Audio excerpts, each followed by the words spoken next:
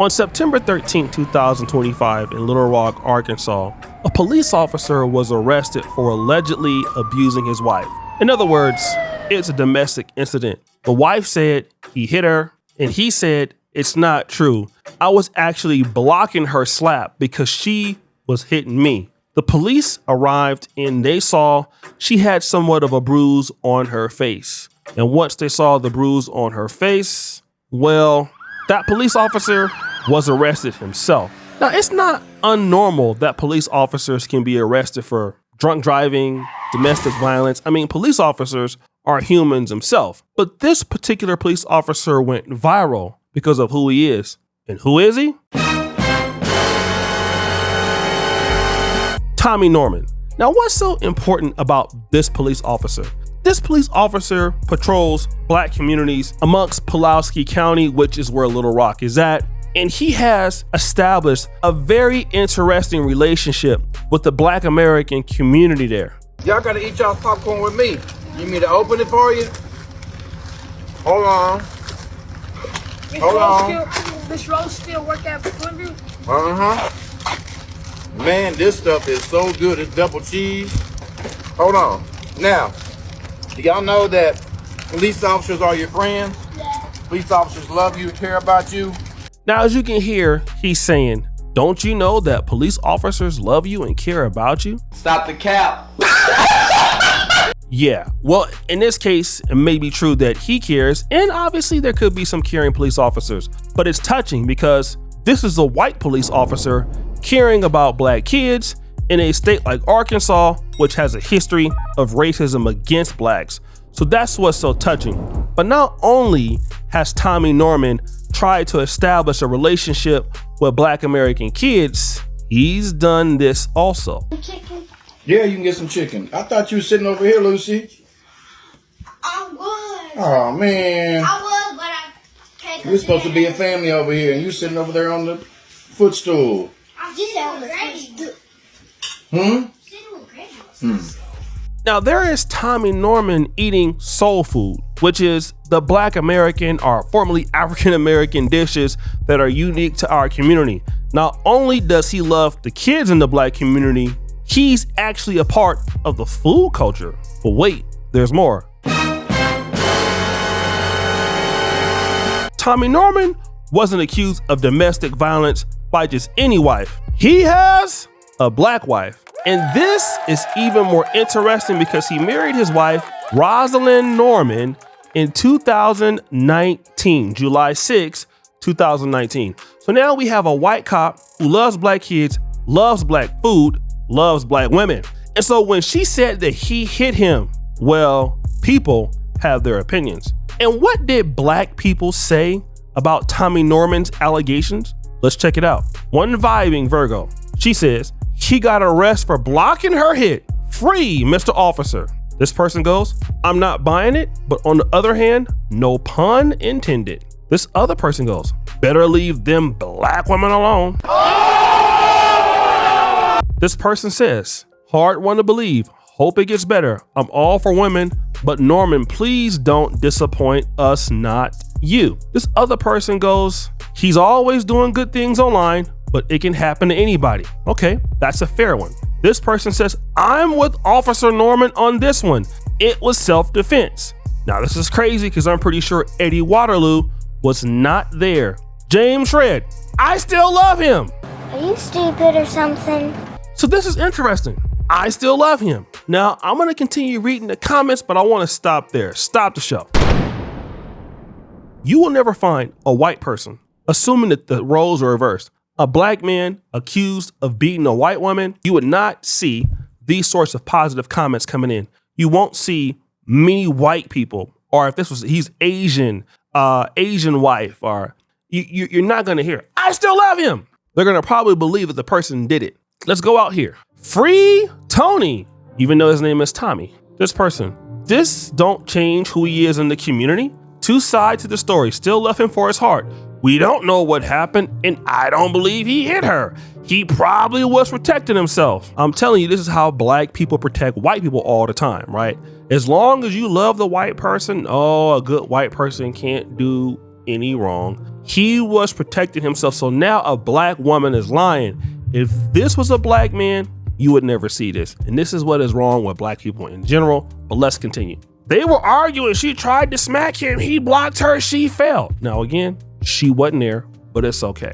This other person goes, nah, she looked like she provoked him to do it, LOL. I mean, it just continues going on. Nah, she probably went upside his head. I don't believe this. I need more info. This person, Trey Bailey, she did something to him for that to happen and trying to ruin his name. I mean, these are all black people in his corner. And not only that, one of the people that I've interviewed before is Eric Stanley, right? He's a very talented violinist. I'm gonna just read what he said. Officer Tommy Norman has been the target of a defamation campaign by a radical group based in Little Rock, Arkansas. I will not mention their name as that would only draw further attention to them and fuel their hatred. They have sophisticated tactics to spread false rumors on social media, including fake screenshots, fabricated direct messages, and other doctored emails and AI-generated content designed to appear real. Now, this is Eric Stanley. He may know him. I'm not sure. So you're seeing so many black people coming to the defense of a white man in which his black wife says he hit her and she had a bruise and the cops took him in. But even she is out here defending him. Look at what she said. This is the same lady, Rosalind, his wife, that called the cops. She says this: like many families, we have experienced both loving memories and difficult times, but that does not diminish the love we share. We are leaning on God for strength and guidance, and we kindly ask for grace, prayers, and privacy as we move forward. We are truly grateful for the love and support of our family, friends, and the community. Please continue to keep us lifted all in prayer. We also want to acknowledge that this time has come with many challenges, including rumors and outside pressures, which have been difficult for our family. What remains true is that we care deeply for one another and hold the utmost respect for the dedication and passion Tommy has for the community. We ask that this matter be allowed to be handled privately with dignity and respect. Okay, well, if that's the case, then number one, if you want it to be handled privately in dignity and respect, then why did you call the police on him? Because you knew that he was very important and this would get out there. Now you're talking about how much you love the guy, but you said he hit you, so he must don't love you that much, or either you're lying that he hit you and then you got him arrested. In any event, none of us were there. We can't say who did what, and he could be innocent, I'm not sure. But the way that all of the black people in the comment section are sticking up for him, a white person who hit a black woman, it is undeniably insane how much they care about Tommy Norman's problem. And if it was the other way around, his community wouldn't care about yours. But that's not the only proof I brought today. This is the same thing that we've seen with Charlie Kirk. I mean, the difference between Tommy Norman and Charlie Kirk is that Tommy Norman attempts to have some level of relationship with the black community. Charlie Kirk only wants to have a relationship with black people who hate other black people. Got him! Got him! And if you like black people, he can't really talk to you, right? But even with all of the evidence, screenshots, tweets, TikTok posts, all of this very poor content that Mr. Kirk has made towards Black America, look at all the blacks defending him. Why in the hell are these black pastors still pushing this Charlie Kirk was racist narrative? I'm still angry, and I will talk about Charlie Kirk as long as I deem it necessary. And as long as God lays it on my heart to do so, especially calling out these apostate ass preachers who ain't nothing but race pimps.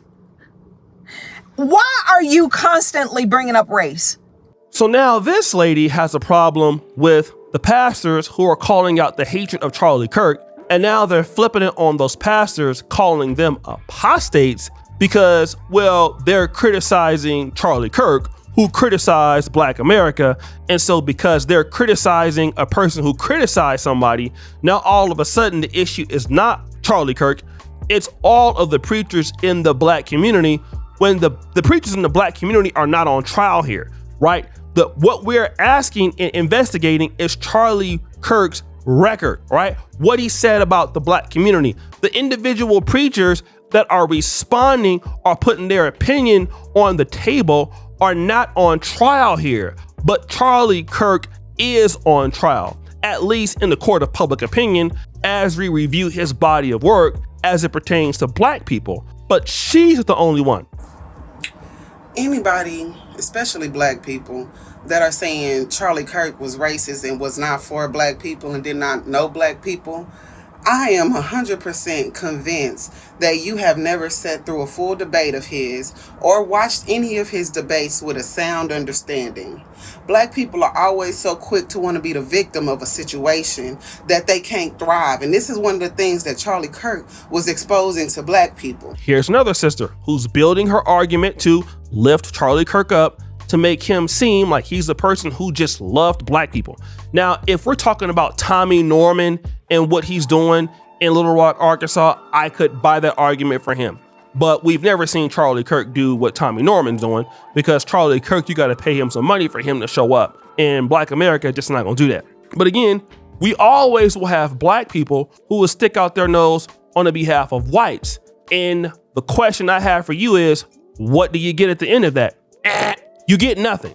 Look at Myron Gaines, look at Andrew Tate, any of these guys who do anything they can to please whites, they never get anything out of it. Why? Because white people gatekeep. And so there's only a certain level that you can reach in their society, amongst themselves, right? And so the moment that you start selling your community out, trying to get butter biscuits from them, well, you're not a person that they respect. All right. And they don't need you to defend them. White people already own a majority of corporations. They're the president. They're the vice president. They're in Senate. They're in government. They're all in Europe. So white people don't need black people to come to their defense. But on the other hand, if the shoe isn't on the other foot, white people almost never come to your defense. OK, and if they do so, typically when it benefits them. Let's look at white liberals and Black Lives Matter. And, now they transition that into the certain kind of movements that benefit them. And if you look at white liberals, well, we've already seen what they've done in almost every major black city that they own. I talked about in San Francisco. I talked about in New York City. I talked about how blacks are being replaced in LA, having to move, down to Riverside and down to Pomona and other places all the way out San Bernardino because they can't afford to live in LA County anymore. And then you have the immigrants and the Hispanics moving in. They have a way of showing you that they don't like you. So when somebody already shows you that they don't like you, and this is not all white people, but it's enough to show you that you're not going to get very much from them. And then you still go on their behalf to defend them, especially when they have evidence or at least allegations of doing something wrong, then you say they didn't do it. But you tell me how many white people came to the defense of Jonathan Majors when his girlfriend alleged all of that on him. How many good white people, in New York City on the West Coast came out and said, no, that can't be true. It can be true. There is literally a video of Jonathan Majors running from the lady. All right. But nobody said, Jabari Grace is lying. She's not telling the truth. OK, nobody said that. Nobody said it was Shannon Sharp for the most part. He did it. We glad she got his money. OK, that's the God's honest truth. When it's you, then they believe you're guilty before proven innocent, and then you start paying the price like Jonathan Majors. You lose everything, okay? You have to go out and actually get a black woman to come back because you were down bad when you were with the white girl after that incident. So until black people start taking life seriously and stop trying to defend people who typically don't defend you when you get in trouble, you're never gonna have any leverage on the world stage. You're not gonna have leverage in America. You damn sure ain't gonna have leverage nowhere else.